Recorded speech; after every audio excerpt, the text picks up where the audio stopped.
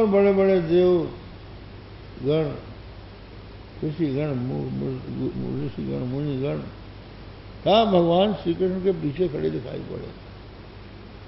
इनको तुम कैद कर सकते हो? जो भगवान ने अपना विराट रूप दिखलाया, दुर्योधन मूर्छित होकर गिर पड़ा और भगवान वहां से चल दिए। तो वहां गंगा किनारे एक कुटी में विदुर जी रहते थे। वो कहीं गए हुए थे, तो भगवान ने विदुरानी का किवाड़ खटखटाया। वो कपड़े, उसके पास कपड़े नहीं थे, एक ही कपड़ा, कपड़ा उतार के नहा रही थी। पूछा कौन? बोले वासुदेव। भूल गई कि कपड़े नहीं पहनी, दौड़ के किवाड़ खोल दिया। भगवान ने अपना पीताम्बर उसके ऊपर डाल दिया और बोले कि बहुत भूख लगी है, कुछ ला खाने को। तो उसके पास कुछ नहीं था, केले पड़े हुए थे।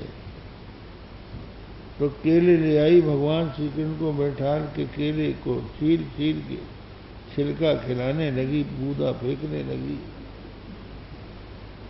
भगवान छिलके ही खाने लगे। पत्रम पुष्पम फलम तोयम जो में भक्त्या प्रेक्षते। भक्ति पूर्वक उसने दिया। केले का छिलका ही सही, कुछ लोग कहते हैं साग थी, अन्न नहीं था कि वो साग बनी हुई थी, वही खिला दिया। साग बुजुर्ग खाई, और साग में फल भी आता है। इतने में विदुर जी आ गए बाहर से, और उन्होंने देखा कि हमारी स्त्री क्या पागल हो रही है, कृष्ण को छिलके खिला रही है, गूदा फेंक रही है।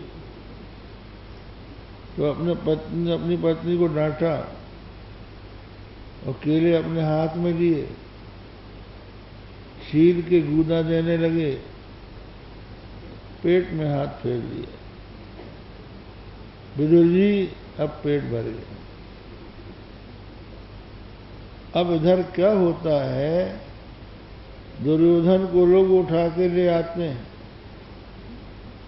धृतराष्ट्र के पास ले आते हैं, और भी लोग हैं जो उसके हितैषी थे। वो समझाते हैं कि देखो दुर्योधन, कृष्ण के रहते पांडवों को जीतना बहुत कठिन है, तुम उनसे संधि कर लो। भीष्म ने समझाया, बोले कृष्ण जादूगर है, उसके जादू से मैं प्रभावित नहीं हो सकता।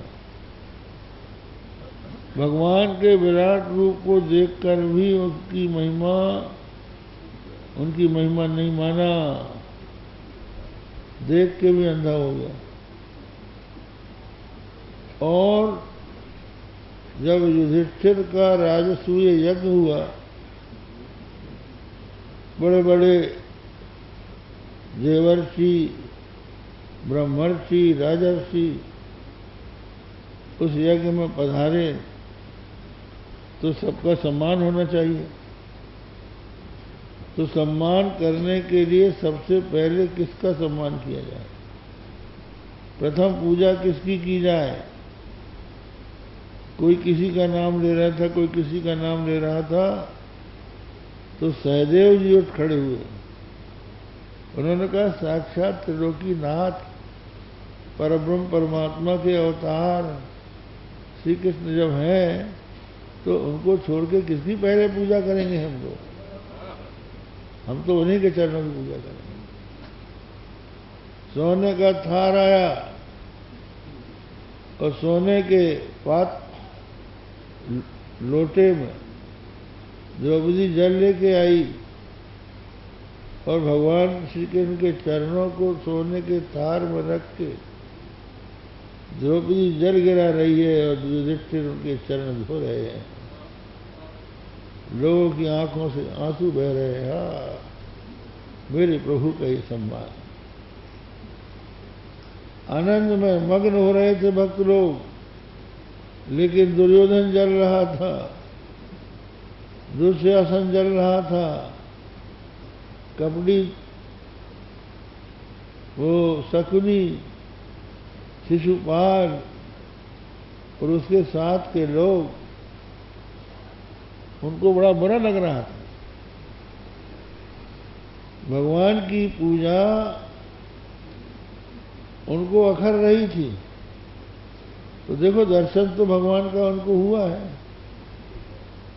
लेकिन दर्शन है प्यार नहीं। तो मुख्य रूप से भगवान का प्यार ये मनुष्य को होना चाहिए। दर्शन तो दुर्योधन को भी हो गया था, लेकिन उसको सुख नहीं मिला। उसके लिए तो अभद्र ही दिखा। रही श्री कृष्ण के रहते सारा राज खोना पड़ा। तो ऐसे स्वरूप आप धारण करते हैं। तो तयि अम्बुजाक्षा खिल सत्वधाम्नि समाधिना वेशित चेतसैके तत्पादपूतेन महत्कृतेन कुर्वन्ति गोवत्सपदं वाब्धिम्। ये अम्बुजाक्ष, भगवान के जो नेत्र हैं उनकी उपमा कमल से दी गई। अम्बुजाक्ष, आप देखिए, अम्बुज माने कमल, कमल की जो बड़ी बड़ी पखुड़ियाँ होती है ना, वैसे ही भगवान के बड़े बड़े नेत्र हैं, कानों तक पहुँचे, ऐसे विशाल नेत्र। अम्बुजाक्ष, उनके नेत्रों में अरुणिमा भी है और श्वेतमा भी है। ऐसे भगवान जिनके नेत्र बड़े सुंदर, बड़े मनोहर हैं। तो हे अम्बुजाक्ष, अखिल सत्वधाम्नि त्वयि, आप समस्त प्राणियों के भीतर निवास करते हो, घट घट व्यापी हो। अखिल सत्वधाम, कहाँ नहीं है भगवान। तो हम सुनाया करते हैं अकबर बीरबल का संवाद। अकबर ने बीरबल से पूछा कि बीरबल ये बताओ, ईश्वर कहाँ रहता है, क्या करता है और क्या खाता है? कहाँ रहता है, क्या करता है, क्या खाता है? इसका जवाब लाओ। बीरबल इसको जानता नहीं था। तो एक महात्मा के पास गया, महात्मा से कहा, महाराज, बादशाह ने एक प्रश्न किया है, उस प्रश्न का हम उत्तर देना चाहते हैं, आप बताइए क्या उत्तर दें। बोले, क्या प्रश्न किया? ईश्वर कहाँ रहता है, क्या खाता है, क्या करता है और क्या खाता है? बोले, तुम उत्तर मत दो, हम दे देंगे।